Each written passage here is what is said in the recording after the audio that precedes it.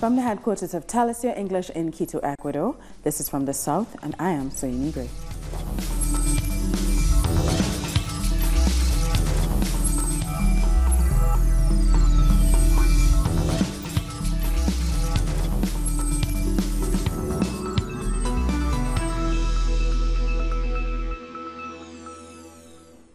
We start in Venezuela, where President Nicolas Maduro was re-elected on Sunday as president for another 6-year term.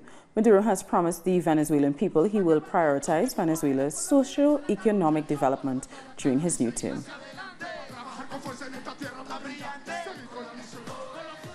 The president of the Council of Electoral Experts of Latin America, or CELA, Nicanor Moscoso, has given his verdict on the election.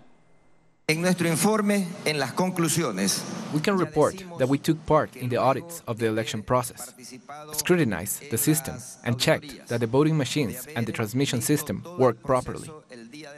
We concluded in our report that the results given by the CNE are a perfect reflection of the will of the Venezuelan people. Venezuelan Information Minister Jorge Arias said that the result was a huge victory for Maduro and for the Venezuelan people. Respetamos. We Venezuelans are very respectful people, and all we ask for is that people show respect for our decision. Yesterday was an immense victory for the people of Venezuela. It was an immense victory of epic proportions for our democracy. It was an immense victory for President Nicolás Maduro, for the Bolivarian Revolution, and for Chavismo in Venezuela. Nicolás Maduro el día de ayer y de las fuerzas de la revolución venezolana. Foreign Minister Jorge Arias was joined today by Javier Coso and Manuel Pineda of the Communist Party of Spain. 5 delegates from the party participated as companions in Venezuela's elections and said that the Venezuelan electoral system was the most transparent and reliable of all the processes they have seen. They also said that Europe should adopt a similar system. I wish we had a system that was even remotely similar to yours. Congratulations for your system. Congratulations for the great victory. A valiant victory during the context during which the people are suffering from the consequences of a criminal economic war. But despite this, never kneel down. But if you must kneel, do so only on one knee, to defend your people, your government, and your revolution. And earlier I spoke to David Denny of the Barbados-based Friends of Venezuela Solidarity Committee in Barbados about the international reaction to the elections in Venezuela. We in the Friends of Venezuela Solidarity Committee in Barbados will work with other Caribbean organizations to show our solidarity with the Venezuelan people and to oppose any form of action coming from right-wing forces within the Americas, especially the United States of America, who will, be working towards trying to create the conditions for any form of action against the government and people of Venezuela. The Prime Minister of Dominica, Roosevelt Scarrett, was among the first to congratulate President Maduro on his re-election. The Prime Minister tweeted a congratulatory message saying the election was conducted in a free and fair atmosphere and based on all reports, and he ended by saying that may the legacy of Chavez live on. Russia and China have both called for the Venezuelan election result to be respected.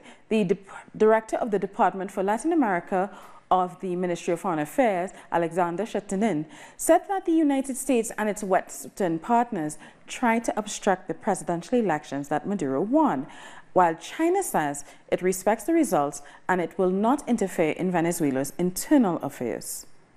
Regarding the Venezuelan election, China's position is that it does not interfere with the internal affairs of other countries. We believe the Venezuelan government and people can handle their own affairs. At the same time, the relevant parties should respect the choice of the Venezuelan people. If there are disputes, relevant disputes should be handled in accordance with Venezuelan law. But some have been less welcoming of the Venezuelan democratic process. As expected, U.S. President Donald Trump has signed off on a new round of economic sanctions. These include an executive order prohibiting U.S. citizens from carrying out certain financial transactions with the government of Venezuela.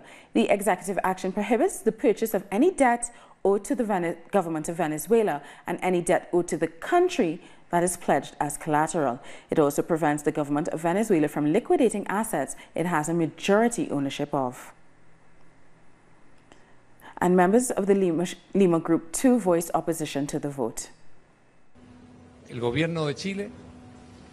The Chilean government deeply regrets the situation to which Nicolás Maduro's government has driven the great nation of Venezuela. He has put it on a path to nowhere. He has put his people on a road with no way out. We deeply regret the profound economic, social, and political tragedy of coexistence, lack of food, and lack of medicine that our Venezuelan brothers are living through. And we once again warn the government of Nicolás Maduro that these catastrophic measures he is taking against his own people have generated migration that is affecting the entire hemisphere. So for more on this issue, we're being joined by our Caracas correspondent, Ian Bruce. Ian, you were in Venezuela for both the elections and the campaigning. In the lead up to them, do you give any credence to these accusations of authoritarianism and suppression of the democratic process?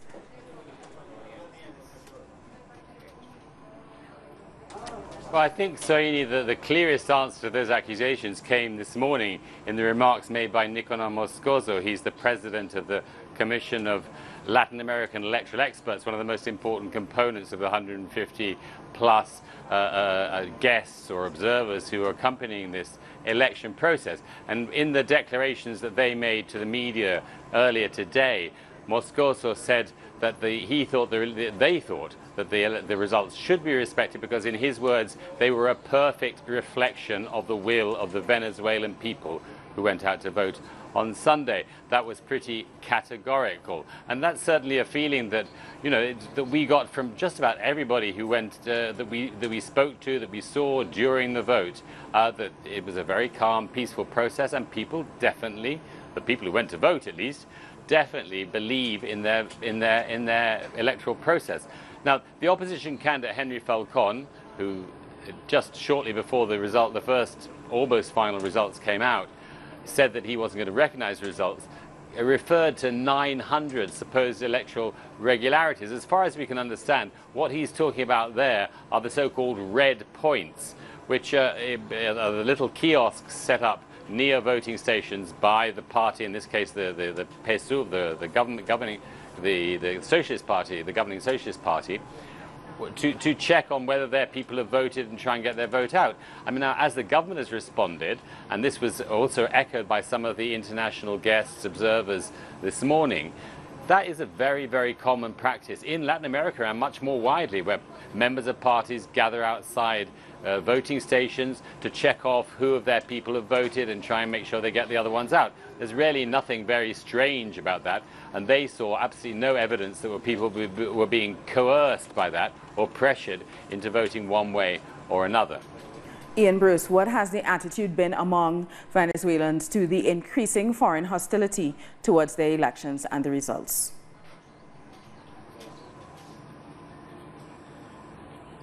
Well, again, Soini, I mean, amongst the people that we spoke to during the vote yesterday, there was a strong feeling. Some of them said this very explicitly, that they felt they were voting for Venezuela's independence, for the right of Venezuelan people to decide their own future without any kind of foreign interference. And I think that's a very widely shared opinion amongst those sectors that supported President Nicolás Maduro. You could see it again last night during the celebrations after the victory was announced.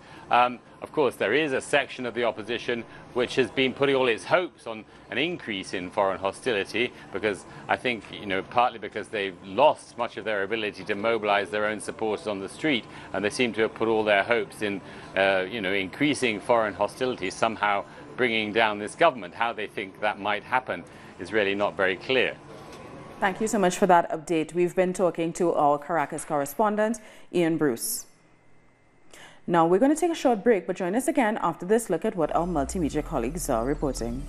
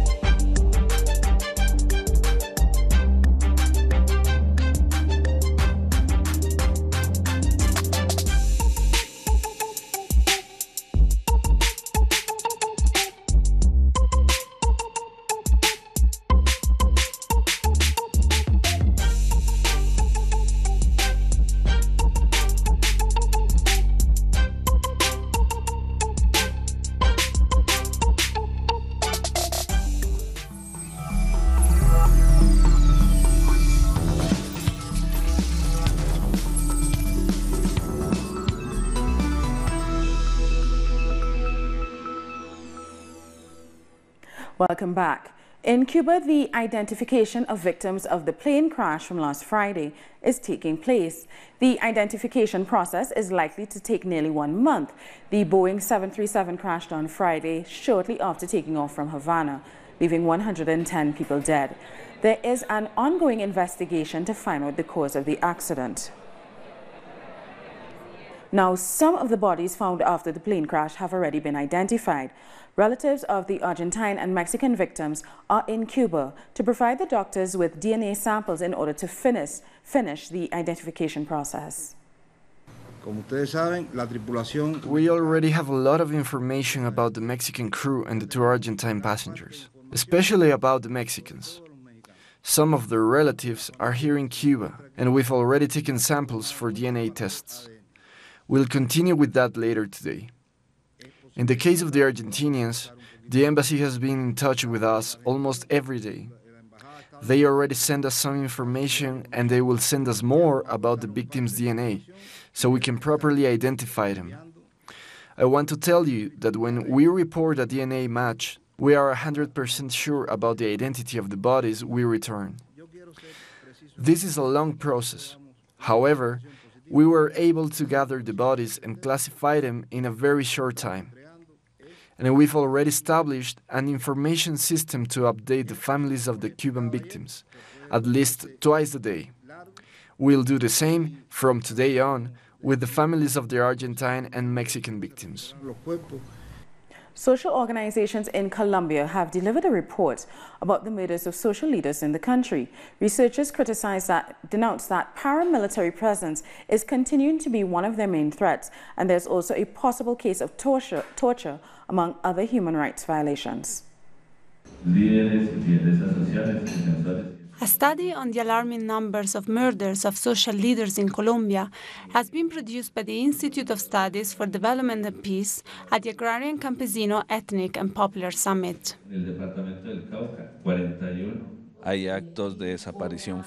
There are acts of forced disappearance, of sexual violence, of attacks, mostly with firearms, and some of these leaders have been tortured. According to this report, between January 2016 and May 2018, 385 social leaders and human rights defenders were killed. The leaders have also been victims of the judicial system with the arbitrary use of the law and the mass detention by the prosecutor's office.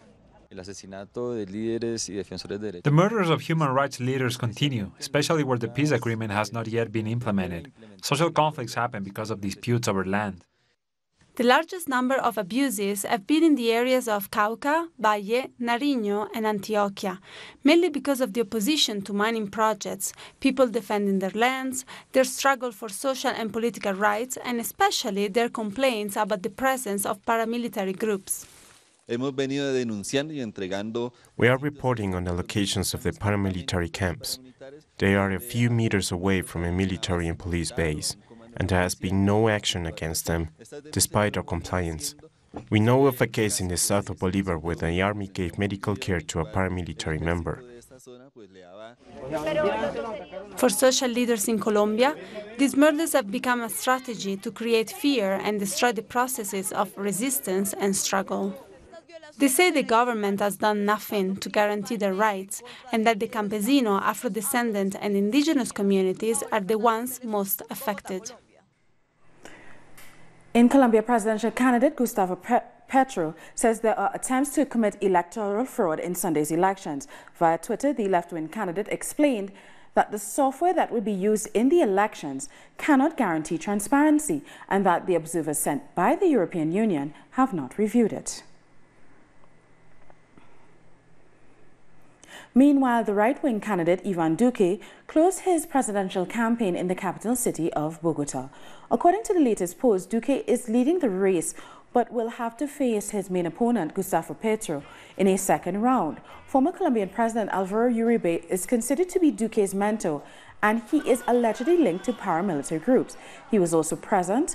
The first round of the presidential elections will be held next Sunday. But if no candidate achieves an outright majority, the vote will go off to a runoff election on June 17th. You have proposed a Christian economy for the country, a solidary understanding. a country with equality, a country without corruption, a country without disorder, a country without wasteful expending, a country with less taxes. Also holding closing campaign rallies in the capital were former Medellin Mayor Sergio Fajardo and former Vice President Germain Vargas Lleras. Both favor improvements to infrastructure and tax cuts for businesses, although Fajardo is considered left-leaning. These people are here because of pure conviction. And when a young person is committed and has conviction, the message is multiplied more than any person, in their families and in their spaces. That's the way we have always done it. It is a very big strength of ours, and it's the one that will give us victory. With all your support, we will bury the extreme left and the extreme right. The country must raise its conscience, and that is to give us their support. In El Salvador, campaigns have closed for contenders in the internal election of the FMLN party. Gershon Martinez and Hugo Martinez will be put to the vote in elections next Sunday, May 27th, to select a presidential candidate from the party.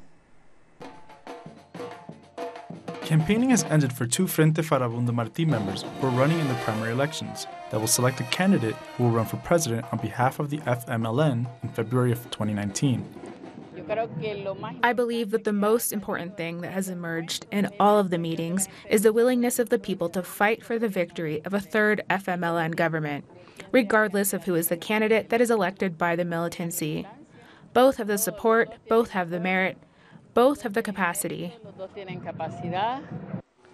The first to arrive at the National University Sports Center was Gerson Martinez. Martinez is basing his presidential bid on the continuity of social programs, which had been discarded under right-wing governments.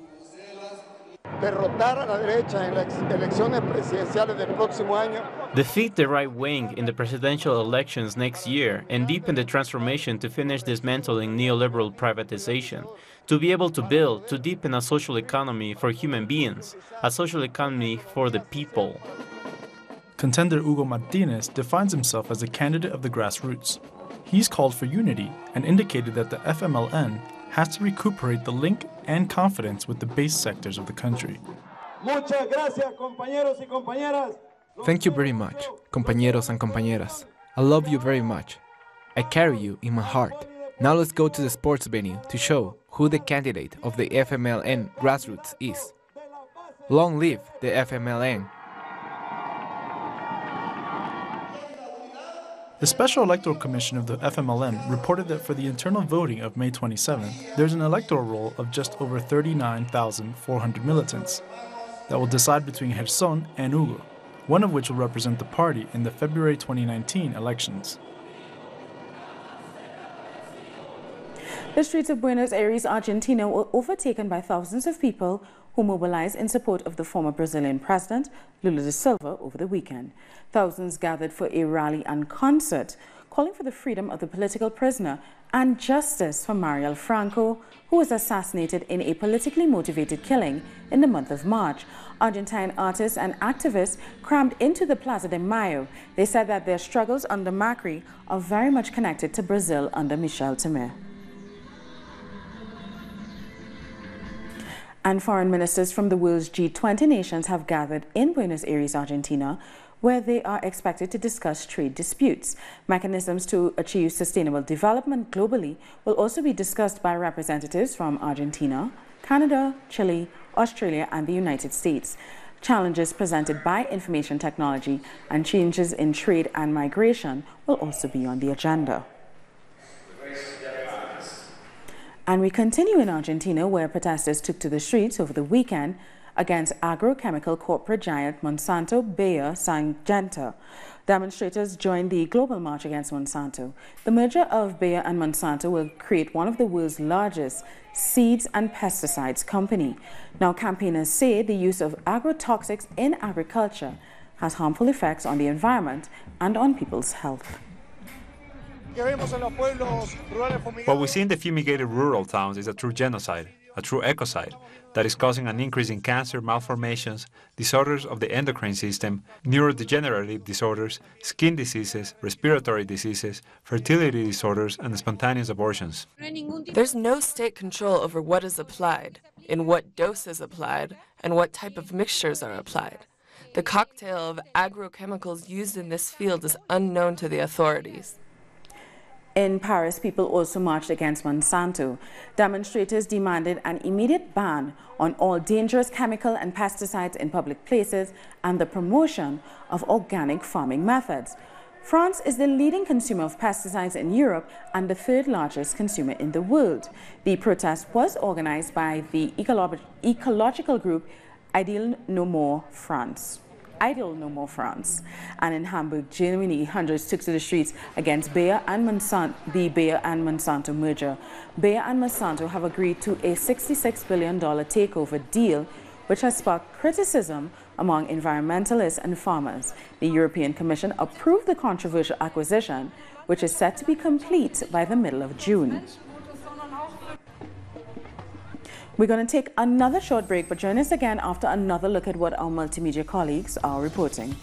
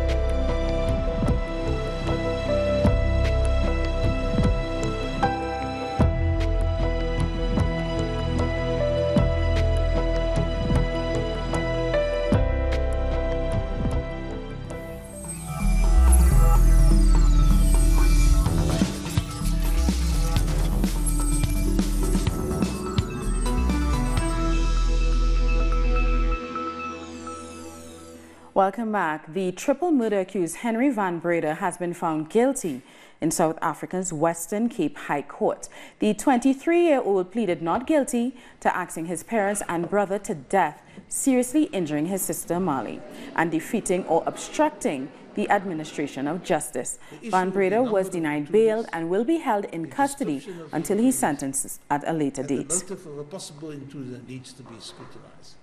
The Syrian army has pushed the Islamic State militants out of the capital Damascus's south pocket, according to state television.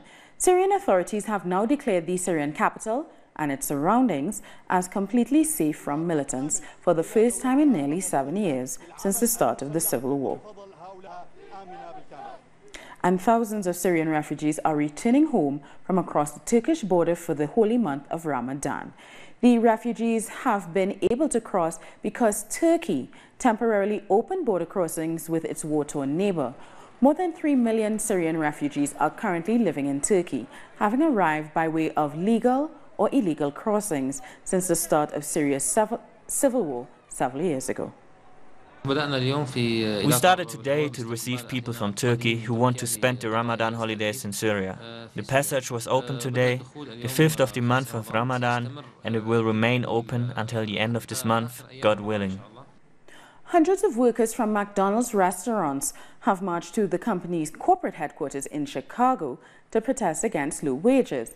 The protesters then marched to the Illinois state capitol, where they took over the chamber as part of the Poor People's Campaign. The nationwide campaign encourages non-violent direct action against racism and poverty, while also calling for voters' rights, immigration justice, and an end to xenophobia. and 7 UK citizens of Caribbean origin are claiming they were racially profiled at a KFC in Berlin. The video, which was filmed by one of the customers, shows German police asking the group to leave the fast food outlet. A member of the group told the Grenadian journalist Mikey Hutchinson they were having lunch in KFC when an employee asked them to be quiet. When one on their table questioned why they were being singled out in a restaurant full of people, another worker said to call the police.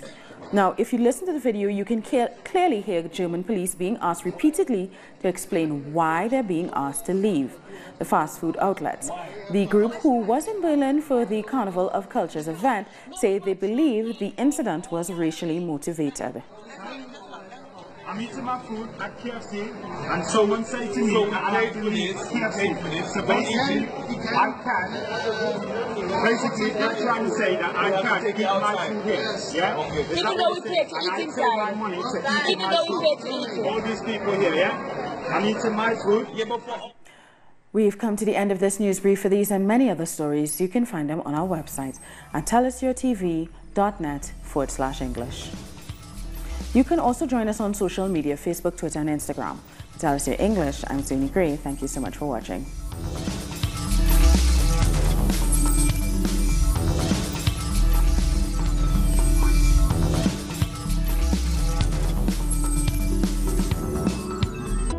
An occasion to enjoy the